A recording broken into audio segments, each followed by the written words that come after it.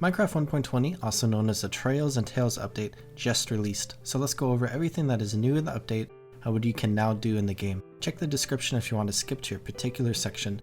There are two new wood types in the game. The first is cherry wood. Cherry groves are a new biome that contains cherry trees and pink petals. Pink petals can be placed 4 times in a single block to decorate the block in different ways. Cherry groves are located in mountains and can spawn pigs, sheep, rabbits, and bees. Cherry wood can be turned into any type of wooden item and has a unique pink color. Here are all the things you can make. The second wood type is bamboo. Blocks of bamboo can be crafted by combining 9 pieces of bamboo, which can be used like any other wood type and can be turned into any type of wooden item. Bamboo has a special bamboo mosaic block, which can be crafted by 2 bamboo slabs being put together, and it then can be turned into special bamboo mosaic stairs and slabs. Here are all the things you can make. Hanging signs have been added to every wood type. 6 can be made by combining 2 chains and 6 strip logs. These signs can be hung underneath a block. If placed underneath a non-full block or placed while sneaking, you can have the sign face 16 different angles. Hanging signs can also hang off the side of a block and off of other hanging signs as well. Signs can now have text on both sides instead of just on one side, and the text of signs can also now be edited by interacting with the sign instead of just having to break and replace the sign to edit the text like in the past. There's a new chiseled bookshelf block that allows you to place up to 6 different books in that you can then take out whenever you want them. There's a new archaeology system that has been introduced into the game. You can now craft a new brush item with a stick, copper ingot, and a feather. You can use a brush on the new suspicious sand and suspicious gravel blocks. These 2 new blocks can drop a variety of items from a specific archaeology loot table that includes coal, gold nuggets, glass panes, dyes, new sherds, new armor trims, and more. There's a new generated structure called Trail Ruins that spawn in taigas, snowy taigas, old growth taigas, old growth birch forests, and jungles. They contain suspicious gravel, mud bricks, terracotta, and glazed terracotta. You can find 20 different pottery sherds through archaeology that you can use to turn into decorated pots. You can make basic pots with bricks, but if you want special designs on the pots, you must use pottery sherds instead of bricks. You can combine up to 4 different sherds in a crafting table to customize the 4 different sides of a pot in any way you want. Here are all the different designs you can get.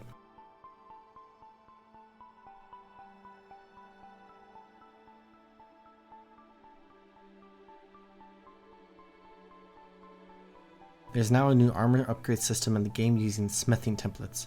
In order to upgrade your diamond tools and armor into netherite, you must now find a netherite upgrade template in a bastion. You then use that template with your selected item and a netherite ingot and a smithing table to upgrade your gear. You can also find armor trim templates in various structures around the world that you can use to add trims to your armor. You can use the armor trim, 7 diamonds, and a specific block in order to duplicate an armor trim. You can combine an armor trim with any piece of armor and any smithing material to apply any type of trim to any piece of armor. For example, you can add a diamond trim to diamond armor, a diamond trim to iron armor, an iron trim to diamond armor, and so on and so forth. Armor trims are only for customization and do not impact your gameplay at all. There are a ton of different combinations of trims, armors, and upgrade components, so I'm not going to show them all, but here are what all of the different diamond armor trims look like on netherite chest plates.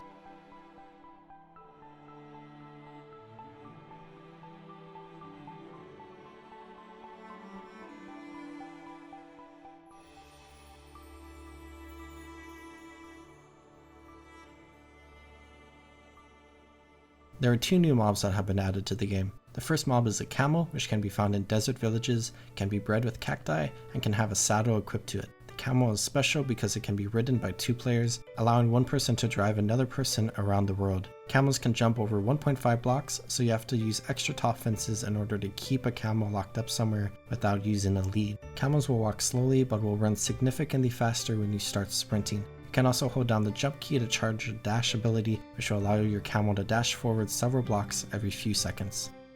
The second mob introduced is a Sniffer, which is the mob vote winner from Minecraft Live 2022. Sniffers cannot be found naturally around the world, where you instead have to find a sniffer egg, which are found in suspicious sand and warm ocean ruins, or by breeding 2 sniffers once you have 2. Sniffer eggs will crack and eventually hatch over time, while hatching twice as fast if placed on moss blocks. Sniffers will wander aimlessly and will occasionally sniff around specific dirt and dirt-like blocks and dig up 2 brand new seeds that you can grow into 2 new plants. Torchflower seeds can be grown into torch flowers, which can be used to breed sniffers. Pitcher pods can be grown into a pitcher plant.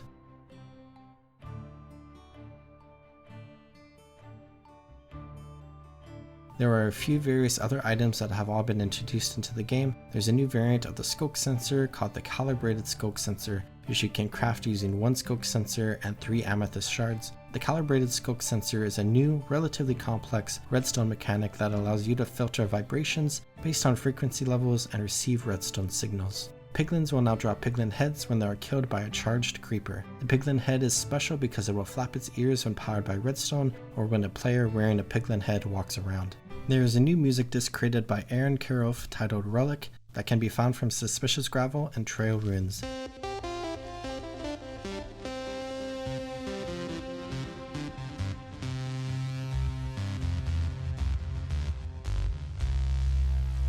And then there are a ton of various other additions to the game with new achievements and advancements, new commands, and more technical stuff that the average player probably won't care too much about.